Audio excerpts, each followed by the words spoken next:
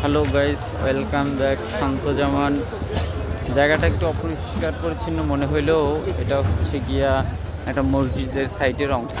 এটা বুড়িগঙ্গার পাড়ে।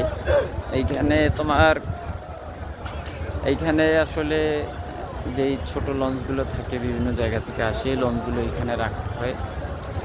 ঘাটে সব লঞ্চ তো রাখা যায় না, বাকি লঞ্চগুলো এখান থেকে সাইড করে এই পেশে এনে রাখা হয়। আবার যখন ছাড়বে তখন এটা প্লেস করা হয়।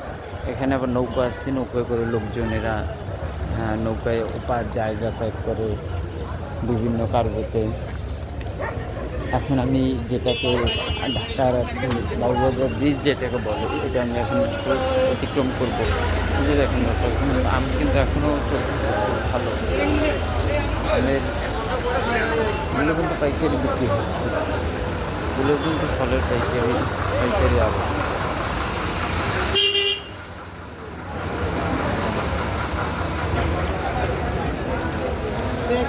আমি নিজে হচ্ছে ওদের জায়গা কানতে দেখো, ফল কিনে সবাই এখানে গোডাউনে জমা করে রাখছে।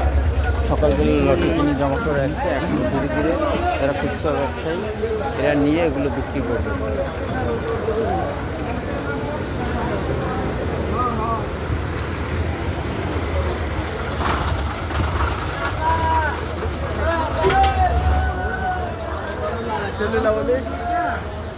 দর্শক, আমি এখন